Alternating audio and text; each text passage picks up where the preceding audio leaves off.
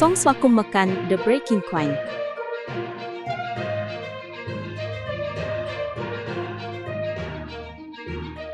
ប៉ូលីសប្រឆាំងអំពើពុករលួយអ៊ុយក្រែនឆៃជាផ្ទះជំនួយការកម្ពុជារបស់លោក Zelensky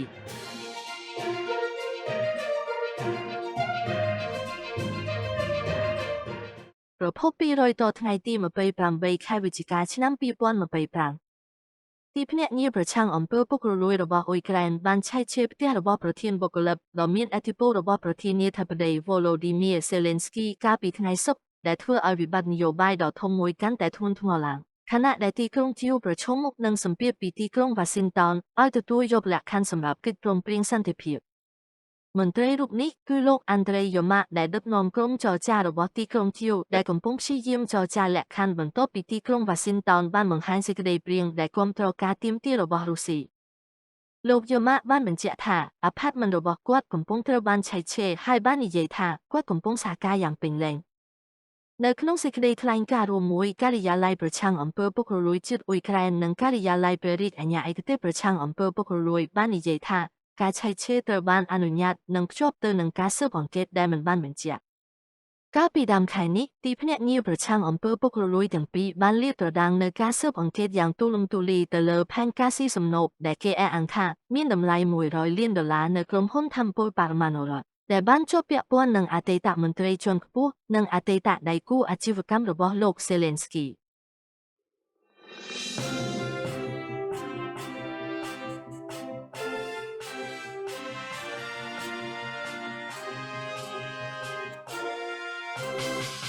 លោក Yermak អាយុ54ឆ្នាំគឺជាមិត្តជិតស្និទ្ធរបស់លោក Zelensky តាំងពីមុនពេលតារាកំ pl ម្នាក់នេះចាប់ផ្ដើមអាជីពនយោបាយរបស់គាត់ហើយបានជួយដឹកនាំយុទ្ធនាការប្រធានាធិបតីឆ្នាំ2019របស់គាត់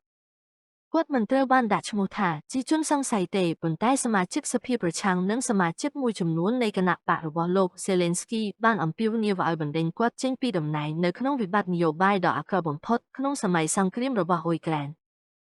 ការស្វែងរកនៅថ្ងៃសុក្រទំនងជានឹងបង្កឲ្យមានភាពតានតឹងរវាងលោក Zelensky និងគូប្រជែងនយោបាយរបស់គាត់ខណៈដែលទីក្រុងគៀវប្រឈមមុខនឹងសម្ពាធកាន់តែខ្លាំងឡើងដើម្បីទទួលយកកិច្ចព្រមព្រៀងដែលអាចបង្ខំឲ្យវាក្លាយជាសម្ពាធដ៏ឈឺចាប់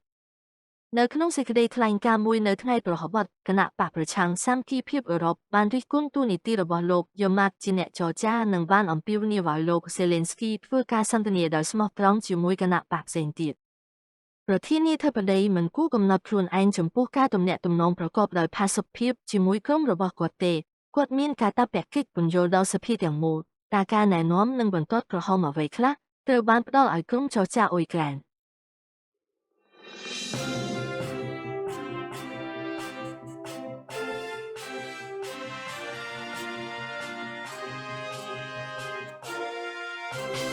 ការជំរុញសន្តិភាពដែលគាំទ្រដោយសហរដ្ឋអាមេរិកកាត់ឡើងនៅពេលដែលកងកម្លាំងរុស្ស៊ីកំពុងវាយលុកទៅមុខតាមបណ្ដោយផ្នែកជាច្រើននៃខ្សែជួរមុខដ៏ធំទូលាយ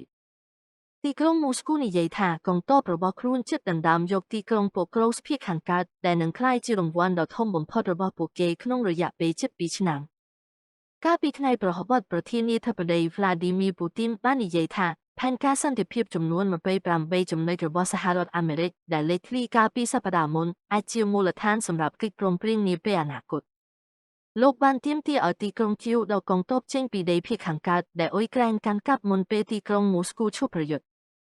ថ្លែងទៅកាន់ទស្សនាវដ្តីអាត្លង់តិកក្នុងសប្តាហ៍នេះលោក Yermak បាននិយាយថាគ្មាននរណាម្នាក់គួររំពឹងថាយើងនឹងបោះបង់ទឹកដីនោះទេ